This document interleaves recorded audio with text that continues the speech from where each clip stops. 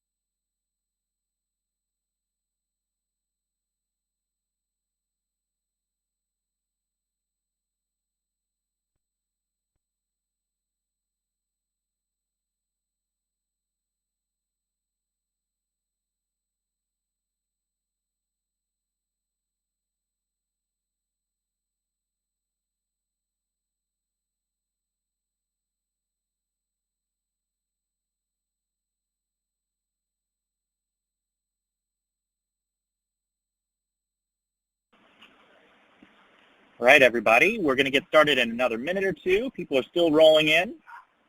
Thank you for being patient. We'll be getting started shortly.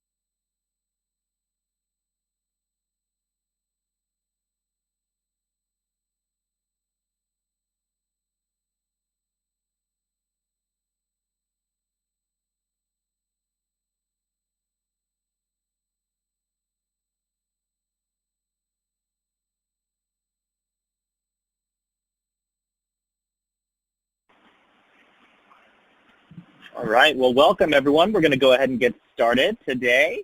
Welcome to our webinar today on making sense of serverless.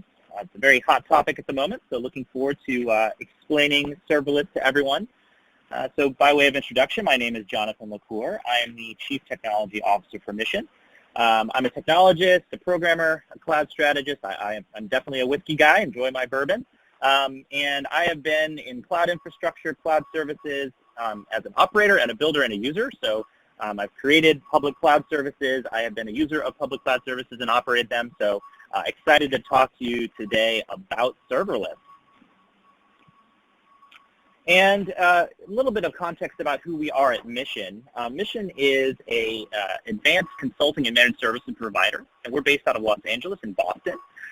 We actually are the combination of 3 AWS partners, and we have a comprehensive set of services for companies looking to architect, migrate, manage, and optimize for the cloud, specifically AWS, which is our primary focus. We do everything from migrations and migration readiness assessments to guided cloud transformation, CI/CD pipeline implementation, 24/7 monitoring and support, application performance management, and more. So definitely feel free to look at the attachments and links that are here in Bright Talk. And there's a PDF there about a company overview. We've got some information about consulting with us on serverless. We even have a link to a YouTube video of my presentation on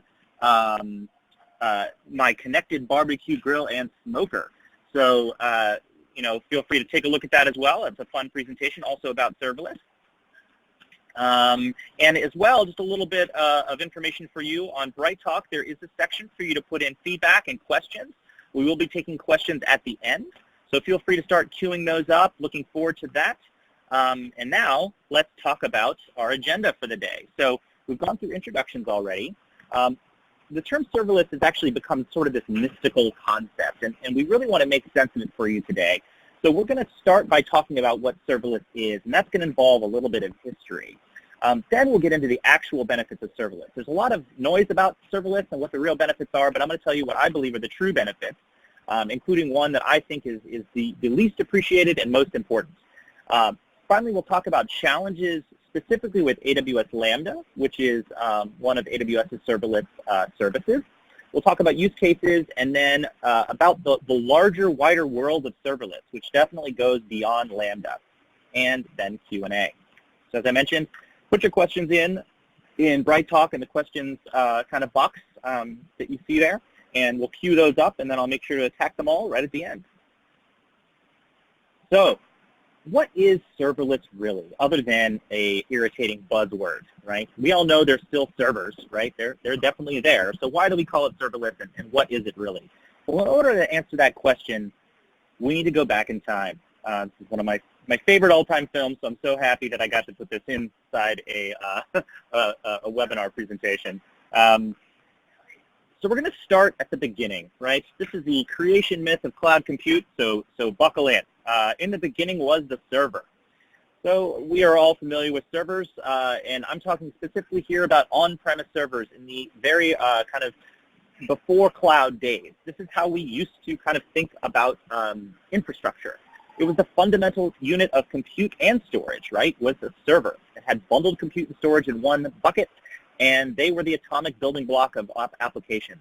At this time, as a result of the infrastructure, it really influenced how we built applications.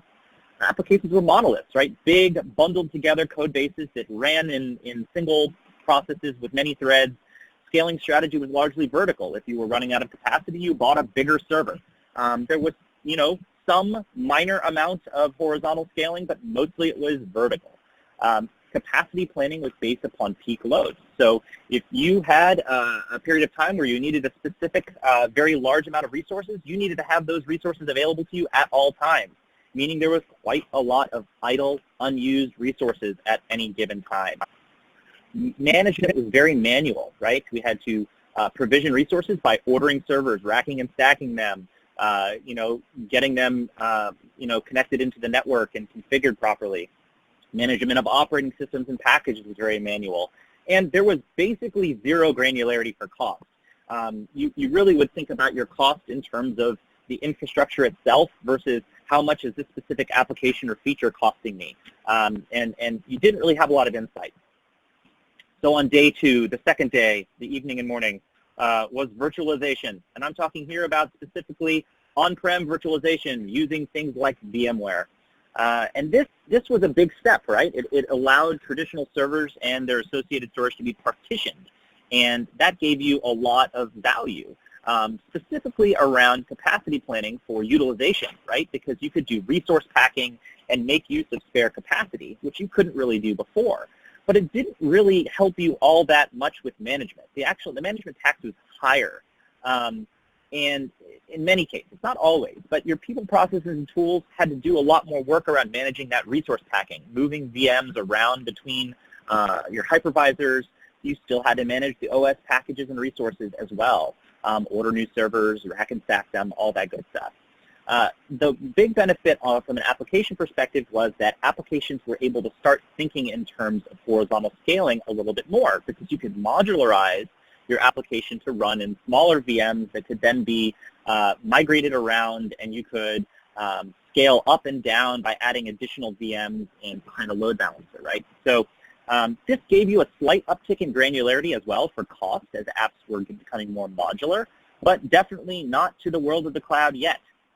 So that was the evening and the morning of the second day. The third day, AWS said, let there be cloud, and it was good. Amazon actually introduced S3 first, and then shortly thereafter introduced EC2, and this was a whole new way of thinking. This is the first major leap forward, right? And it impacted architecture, scaling. The fundamental unit of compute was still servers, right? Virtual machines in this case, but they were available via APIs as a service. and you got a lot more agility. So applications become a little bit different when you start to build for EC2. They become much more modular and become things like interconnected services versus just more easily horizontally scaled monoliths. So that makes the scaling strategy significantly more horizontal. And as things like auto-scaling were introduced, it gave you the ability to smooth out that scaling, and capacity planning was starting to map usage to demand.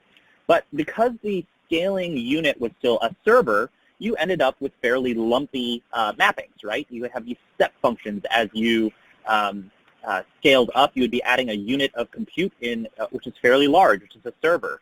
And that might be still over-provisioned for your need or under-provisioned for your need, and you'd end up with these stair-step functions up and down. In addition, scaling up and down automatically with servers is definitely a big leap forward, but it's still relatively slow. You have to wait for the servers to boot. If you don't want to wait, you have to set up your auto-scaling kind of triggers to try to be ahead or kind of intelligent about it, and then you have more wait. So definitely not a panacea yet, but good step forward. The management tax, though, was really greatly reduced. You got rid of your data center, right? That is a wonderful thing. You can redeploy those people on better things, although you still do need to manage OS, packages, resources, and so on, because you still have a server to manage. That execution environment for your code is owned completely by you. But APIs mean that we got tools like infrastructure as code tools and config management platforms. So we can start thinking about servers more as cattle, not pets, as you may have heard that phrase before. So this was a significant improvement also to the granularity of cost, right? We had resource tagging in the cloud, CMP tools to be able to dig into billing, and apps become services that are more granular and split up. So you've got a little bit more insight and detail into your environment. Now, if you actually look at the cloud adoption curve today and where we stand, this is where most people are, right? They have moved. There's still some laggards who are on, on-prem virtualization or are using private clouds where they're getting some of these semantics and some of these kind of concepts. But many people today live in the EC2 world, which is a totally great world to be in, but it certainly has its weaknesses. And that brings us to day 4 in our cloud compute creation myth here. On the 4th day came containers. Now, I can already hear some of you saying, wait, the container technology has actually been around for quite some time, and in many cases, the underlying technology has been around longer than VMs. Yes, that's true. That's why this is a creation myth. I'm trying to give you the high level here. But the key thing here is the adoption curve for containers started to tick up well after virtual machines. So Docker was introduced in 2013, and it really had quite a strong meteoric rise. It was not the first kind of rollout of container technology, but it was the first one that really resonated. And it resonated especially with application developers. And after that came kind of container management and container orchestration platforms like Kubernetes, and those started to be introduced around 2015.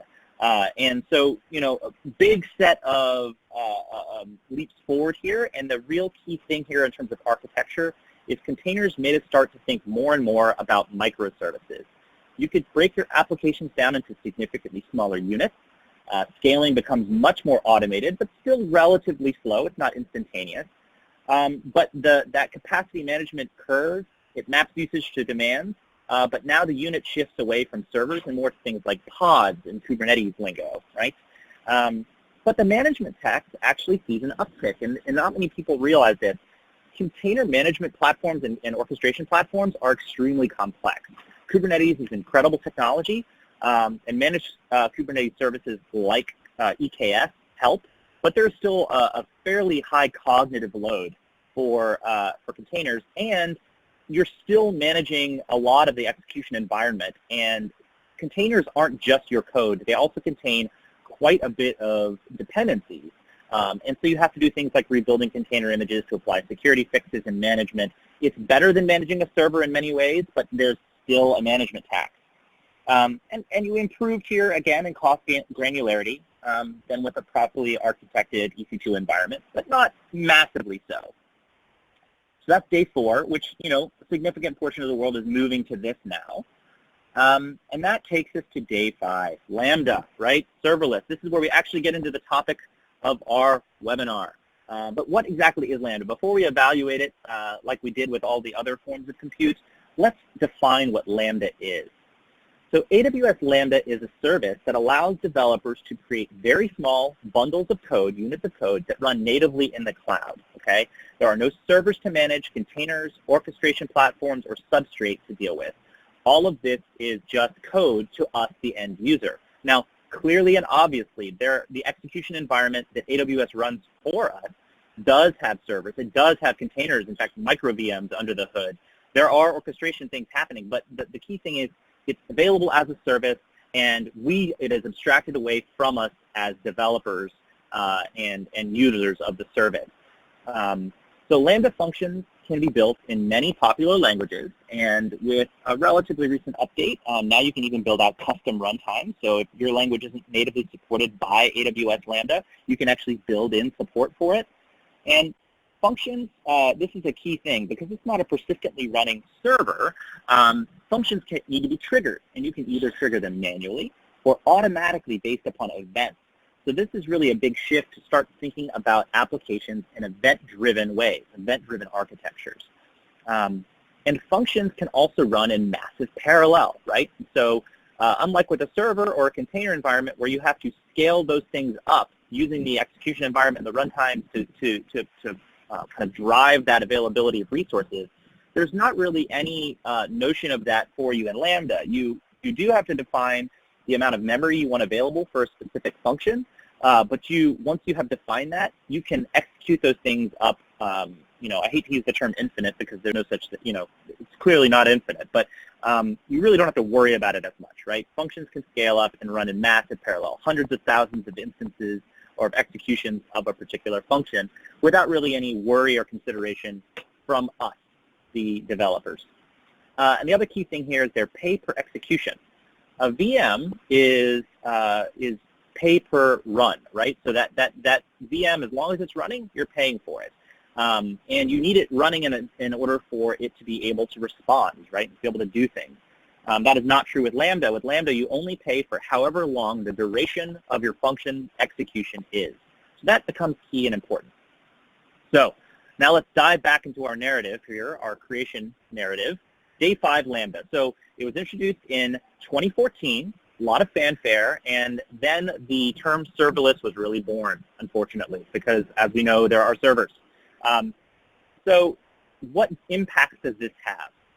Well, the application and infrastructure begin to converge more and more. Applications can be broken down into extremely small units of code, decomposed into much smaller, more granular bits and pieces. And as I mentioned, scaling is largely automatic and transparent. Now, I said mostly here, and we'll talk about that a little bit more when we get to limitations. But in addition, this has been the biggest drop in management tax of any of our leaps forward in cloud compute. There's no OS to worry about, no servers to worry about, no containers to worry about, or orchestration engine to manage. It's effectively zero administration. You upload your code into an AWS Lambda function, and then off you go, right? Nothing to manage. All you worry about is your code, your application's functionality. And the interesting thing here is the granularity of cost is extremely high. You can see very clearly specifically which individual very small components of your system and application are costing you money, down to execution of code. That turns out to be quite powerful. So that's day 5. Now, you might be thinking, in the typical creation myth, there are 7 days, right? And on the 7th day, you get to rest. Well, there's no rest for the wicked, folks. We're not there yet. We are still on day 5. There is a lot of innovation ahead for us. We are at day 5 in history, and many of us are still on day 3, some of us even on day 2.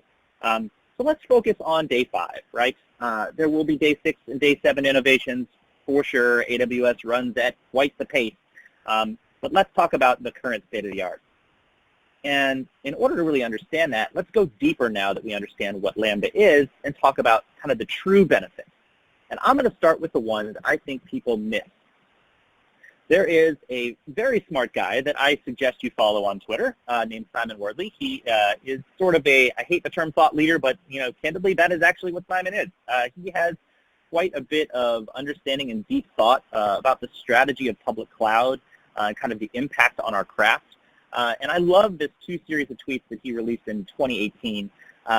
He talks about kind of the transition to cloud, DevOps versus ITIL, and the characteristic change being a shift from high to low MTTR, which is true, but now we're switching from, kind of classically orchestrated EC2 environments and containerized environments using DevOps principles. The transition to serverless, the characteristic change there is a shift from high to low obscurity of cost. And he unpacks that and says it's even more than that.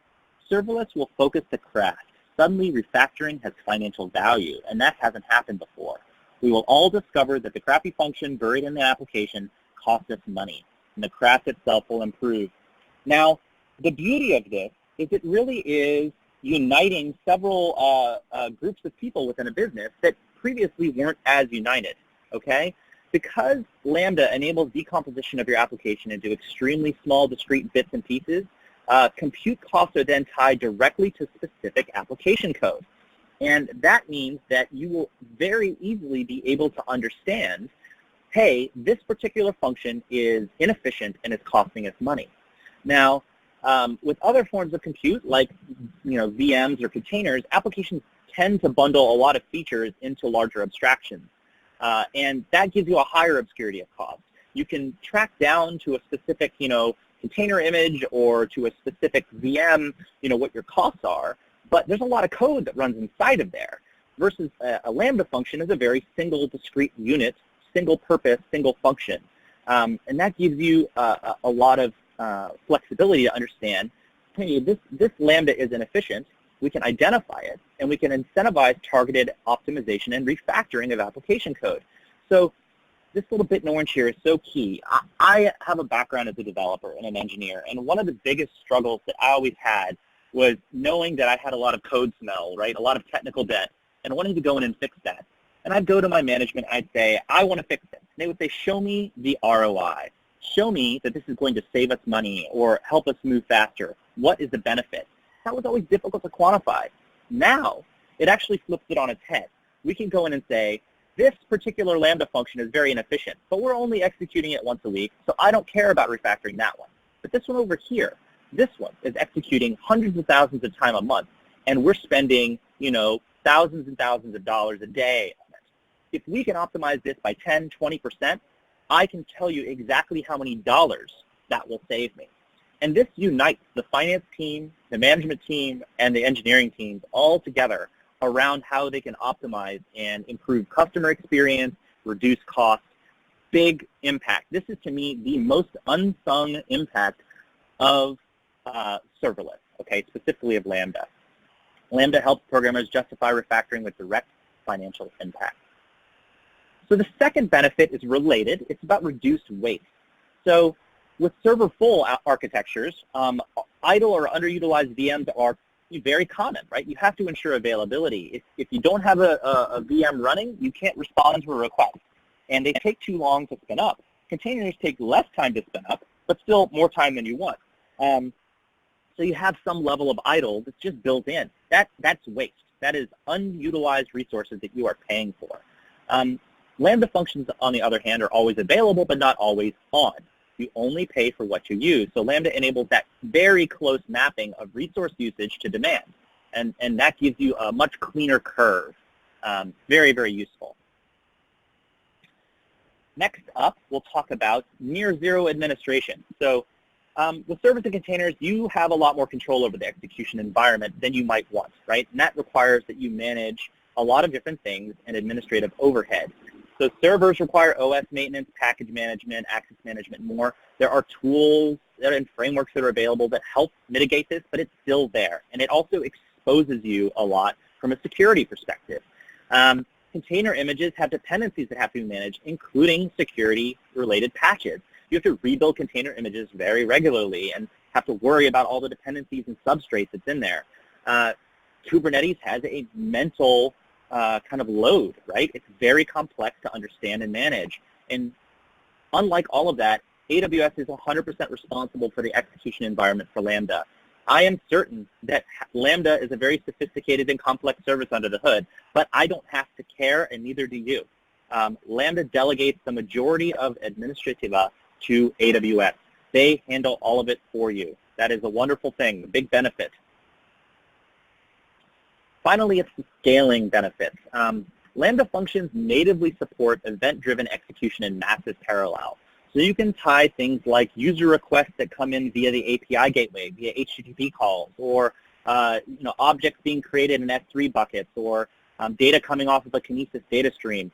You can tie those directly to triggering Lambda function execution, and it can happen in massive parallel in response one-to-one to demand. If you're going to do this with EC2 workloads, you have to build sophisticated, complex, resource-based autoscaling mechanisms. And again, they're not smooth. You end up with step functions up and down, and it's very complex, and it's hard to get right. Containerized workloads are much more transparent to scale, but they do require complex orchestration platforms, which you really have to understand in detail, understand how to really set up your Kubernetes environment to provide that scaling. But Lambda really makes it more transparent than ever, which is a huge benefit. So now, I'm a big fan of AWS Lambda, as you can tell, but it definitely isn't perfect, right? We are very much in day 5. We have not moved to day 6. There's improvements to be made. Let's talk about some of those challenges. It's definitely not a panacea. So the first thing is, it's not a standardized thing, right? It feels to many people like vendor lock-in, okay? Now, this is, I think, a feeling more than a fact. Fundamentally, the underlying kind of simplicity is that it's really just your code. You don't have to build a lot of lock-in into how you utilize Lambda. But also, I'd point out that who cares? For most people and most customers we encounter, their number one problem is time to market. Their number one problem is being able to efficiently iterate very quickly and roll out new value to their customers and understand what their costs are. And I just don't view this as a big issue. People spend far too much time worrying about vendor lock-in than they probably should. Your cost is going to be low here. You're going to get a lot of agility and ability to move quickly. So it is certainly, a problem, but it's not a challenge. But it's not. I don't believe it should be a blocker for adoption. And in addition, there are great frameworks out there, like the Serverless framework, that help you, kind of abstract out slightly, and you can deploy to alternative serverless execution environments on other public clouds. And standards bodies are also catching up, and AWS is participating. The Cloud Native Compute Foundation is doing great work here. So, this is not a problem that will exist for long, and it's also a problem that I think is overblown. The second challenge is a real one, and it's what's called cold start. I view this as an incremental day 5 bump, okay? What is a cold start? Well, it's similar to what I talked about with auto-scaling on EC2 instances, where based upon resource utilization, your auto-scaling mechanisms need to either predict or react and spin up new resources to provide the underlying compute to respond to requests and scale up and scale down. Now, AWS manages this for you with Lambda, but they have the same challenges, and they've done a great job of getting it down to a very small number. But if you have a Lambda function that you don't call on a regular basis, the first time you call it, there could be a pause or a delay while that function is copied into the execution environment and spun up and made available. Now, this is very much an implementation detail that is being surfaced and exposed to us. So this is where some of that magic wears off. And it's not just functions that are underused, it's also functions that are massively used. So if you're calling a function in massive parallel, that function may need to continuously be copied out to more and more execution environments to provide the capacity necessary to actually run those Lambda functions. Now, again, I view this as a day 5 bump. There are remediation techniques. There are ways that you can keep your functions resident in the AWS Lambda compute environment, execution environment. But ultimately, I think this is on the cloud providers like AWS to solve. I believe they will solve this problem. I believe that it will not be forever, but it is a reality of Lambda today, and it's something you should plan for. the next major challenge is that best practices are still emerging, right? If you are building out an auto-scaling kind of application using an EC2-based architecture or a containerized architecture, even with something like Kubernetes, you can go to Stack Overflow and find a billion answers to your question. Lambda, patterns are still emerging. We're still understanding and working together to figure out as a kind of global community what the best way to do things is. And AWS is still learning, right? This is a very innovative category and area, and that means that things are going to change quickly. So these best practices are emerging. Now, frameworks help significantly with this problem. There are frameworks like AWS Amplify, and as I mentioned before, the Serverless framework, which you can find at serverless.com, that provide a lot of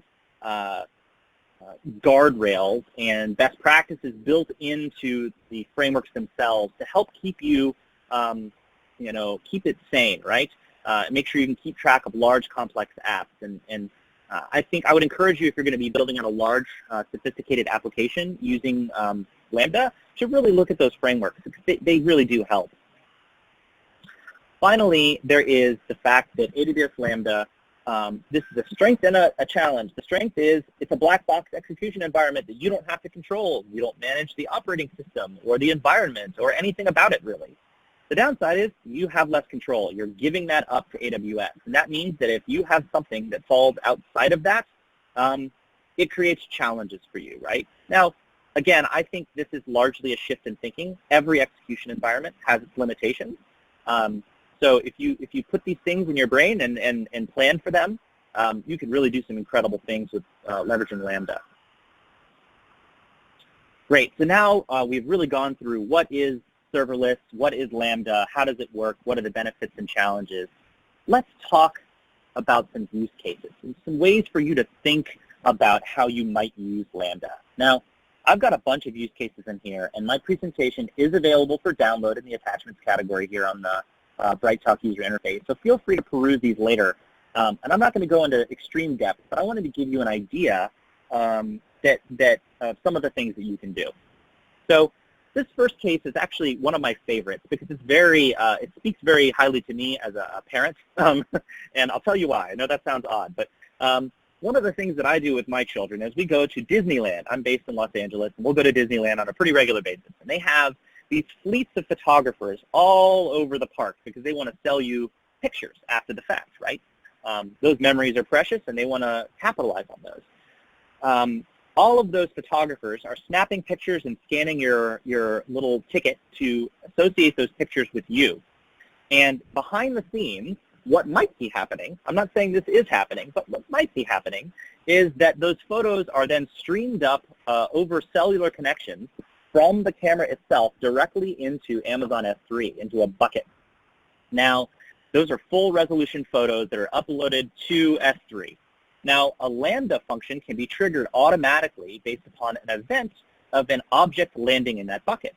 So let's imagine that there's a Lambda function there whose job is to resize that photo to a variety of different sizes and add watermarks to the photo so that it can't be downloaded for free because you want them to actually purchase this photo.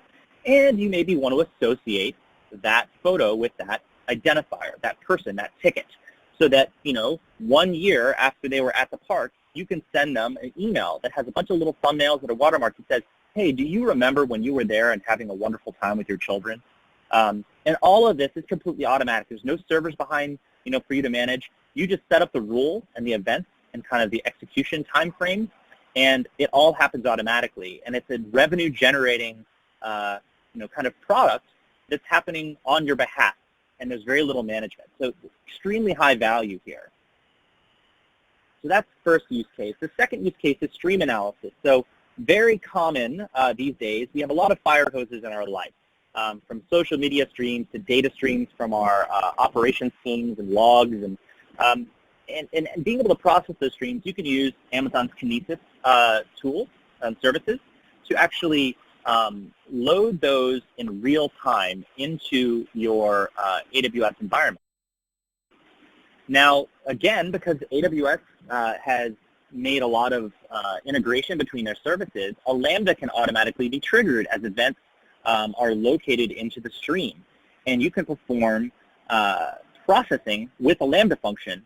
And as that Kinesis stream flow increases and more data volume comes through it, Lambda will transparently scale behind the scenes to process that. So for example, in this use case that AWS came up with, you may be loading a social media stream and you're wanting to do some analysis about trends and hashtags. And your Lambda function could then perform those, store the results in DynamoDB, and you would make those trends information available immediately for users to query. So this is another very powerful use case. The next one is a mobile use case, and actually this one could also be true for REST APIs and web applications, single-page web applications. And this is a use case where you could use something like the Amplify framework that I mentioned. So in this case, you could have a Lambda be triggered by the API gateway. And that makes it really easy for you to have REST APIs that are powered by Lambda. And those REST APIs are not, Node applications or Ruby applications or Python applications that are persistently running on an EC2 instance, on the other hand, or in a containerized environment. They are hosted within the Lambda execution environment, and then when the API gateway receives a request, they trigger a Lambda function, pass in the context, and allow you to process that request and return data.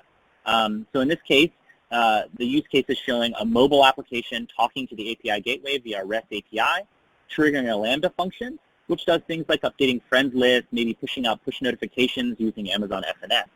So very good use case here as well. Relatedly, web applications. You can build out, modern web applications are very common these days to be single-page web apps, right? And they are single-page apps that are JavaScript-based inside the browser, and the JavaScript is making REST API requests to an API gateway on the back end, and then driving value, right? So this use case that AWS has showed is using a weather app, right? And maybe even the web application is hosted in S3, perhaps on CloudFront, right? For distribution. And it's static, it loads the JavaScript, and then all of the dynamism of the website is based upon the REST API and the JavaScript in the single page app. The Amplify framework is a great tool for building these out. I suggest you use it and try it out. It's very cool. But there are more use cases than end user use cases or application use cases. If you do have an environment in which you have EC2 instances, you can actually leverage Lambda to do things like automated monitoring. So this is something that we at Mission do for our customers as we are providing managed services for their cloud environments. We perform things like auto-healing and CloudWatch alarms that leverage Lambda functions, right? So as instances are deployed with tags, Lambda functions create things like alarms based upon those monitoring tags. And this enables you to automate a lot of this and ensure that the right monitors are created in an automated basis. We do this for our third-party monitoring tools as well. It doesn't even have to be CloudWatch-based. You can actually make API requests to create monitoring rules in your monitoring systems as you deploy new instances in EC2. So one more use case for you from sort of an operations perspective is automated documentation. And this is all about your environment in AWS is on demand and sophisticated, and users are spinning things up and down all the time, and systems are creating resources all the time. Wouldn't it be nice if you had automated documentation of your inventory? That is something you can actually do with a Lambda function as well. You can audit your environment, query your environment, and generate, HTML-based documentation, upload it to S3 buckets or private locations as well. So there's all sorts of interesting things you can do. This is something that we've done at Mission as well. So I gave you a lot of different use cases here, and feel free to pile on the questions. I see some coming in already. And so start putting those in. I have one more topic to cover before we get to questions. And that is sort of a critical thing that many people miss. Serverless isn't just AWS Lambda. Lambda kind of triggered the term serverless, but AWS has expanded its usage to things that actually predate Lambda by quite a lot. So what do I mean by that? Well, Lambda is a serverless environment for code execution, but there are other services that are serverless by nature, meaning there's no server to manage, no compute layer to manage, no execution environment to manage. So some examples include Aurora Serverless, which is an on-demand auto-scaling database with compatibility for MySQL and Postgres. This is an incredible, I see so much promise in this service.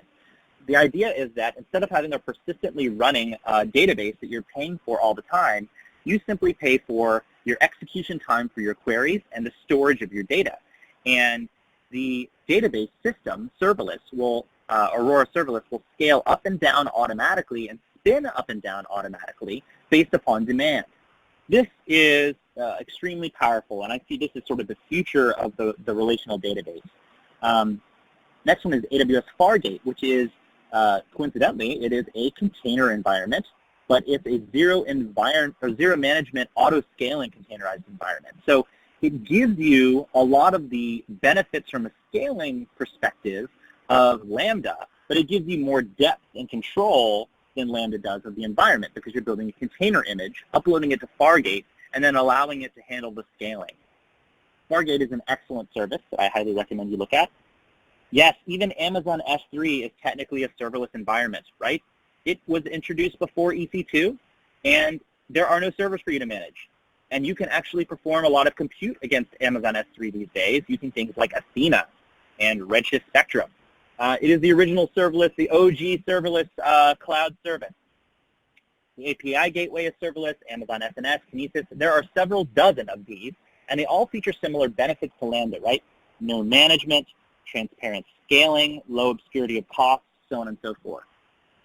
So that is our overview on AWS and serverless and kind of helping you make sense of it. So at this point, I'm going to answer some questions. And thank you so much for all of you that have submitted questions so far. Keep them rolling in. So the first question that I hear is, why is AWS Lambda scaling only mostly transparent? Someone caught on to the fact that I said mostly. And it really does come down to those cold starts, right? You do need to plan for those and understand that those happen, right? It's not infinite as well. So you need to think about those things and think about remediating that and preparing for that and managing that curve of scale up. Great question. Okay, another good question is, hey, how do I keep up to date with all that's going on in serverless and Lambda? I get this question a lot, and turns out there are some really great resources out there. I actually love the AWS blog itself. They publish all sorts of amazing, deep content, kind of talking about how to leverage Lambda and a lot of the other serverless kind of services that AWS has. And Jeff Barr, kind of manages most of the posts and content there and does just a fantastic job. So I highly recommend you subscribe to the AWS blog or at least bookmark it in your browser. There's also an awesome podcast out there called This Week in AWS. Fantastic podcast. I encourage you to listen to that. And serverless.com and the Serverless Framework website, they have a lot of great content there as well. So check all those out. Good places to look. And the Mission blog. We publish lots of great content on the Mission blog and on our Twitter, Mission Cloud. Definitely check that out and subscribe to that as well. We publish all sorts of great content there about actual use cases of things that we built. That is often a very helpful way to learn. Okay, someone is asking about Lambda layers. I did mention those earlier. Layers are a relatively new addition to Lambda. In the beginning of Lambda, on early day 5 when they announced it, the only thing you could really do was with the runtimes that were supported by AWS, which included a couple versions of Python, Node, Ruby, and so on, you could upload your code, and that's that, right? And if you wanted to share code across multiple Lambda functions, you just have to bundle that code into all of those different Lambda functions. If you wanted to run on a different runtime, you were sort of out of luck, or you had to resort to some dirty hacks to make it work. Layers are a mechanism that AWS has created where you can actually create shared code that can be then used by Lambda functions and put as part of the execution environment. And it turns out that the runtimes themselves, AWS's own runtimes, are actually layers. So when you deploy a Python 3.7 or Python 3.6 Lambda function, the first layer in that environment is actually that runtime. This also enables you to build your own custom runtime. So if you wanted to build out a COBOL runtime for Lambda, you could do that. I think someone should do that and then blog about it because I think it would be awesome. So if that is you, please get in touch. I would love to talk to you. So this is also useful for sharing code. So one of the things that you might want to do, for example, is do geo-IP lookups. And if you want to embed a small database in your Lambda functions to do that, now you can build a layer out that contains that database and some function code to execute the lookups. And you can bundle it, upload it as a layer, and it gets an ARN, so an identifier in your cloud environment. It's a resource in AWS. Then you can embed that layer in as many Lambda functions as you like just by referring to it by reference. And when you update it, all of your functions get access to the latest and greatest. So that's a very cool feature. Next question I see here is Linux, right? I talked about Linux a lot here, and Windows and serverless, talk about that a little bit. So presently, if layer 1, the base layer of a Lambda function is the runtime, layer 0 is the underlying operating system that we do not manage, right? AWS does that. And that turns out to be Amazon Linux. So there are no Windows functions available. So if you are doing something like the .NET Framework, and that's what you depend upon, there are things you can do with like .NET Core, and you can build custom runtimes and stuff, but you are limited to Linux, basically, for that, at least in AWS Lambda. Another question I see here is, when using Lambda, is it possible to write a function that can reach out to services outside of AWS? Use case I see for Lambda in our company is running monthly billing reports that need to be put out to an endpoint, which is a content management server. The answer to that question is absolutely yes. So if you actually look at the YouTube link that is attached to this, it talks about my connected barbecue grill and smoker. That is something that my Lambda functions do. They reach out to external services and do all sorts of interesting things. So it's absolutely something you can do, and you can schedule Lambda functions to run using kind of cron-based syntax. And you can create a function that does monthly billing reports, schedule them, and then you're done, right? Hands off. Now, one note, especially for reporting, is there is a time limit on the maximum execution time for Lambda functions, but generally speaking, you can get around that by making sure that you split up functions and chain them together to control and get around that. So, great question. Last question I see here is, how can Mission help with Lambda? There is a great attachment here that includes AWS Serverless Consulting. Please take a look at that. Reach out, get in touch with us. We'd love to talk to you if you need help with Lambda or with serverless in general, and anything you really need with AWS. So thank you so much for joining us today to talk about serverless and making sense of it. It's been a joy to be here. Great questions from the audience. Please download the attachments and links, follow us on Twitter at Mission Cloud, and check out our blog at missioncloud.com on our website. Thank you so much.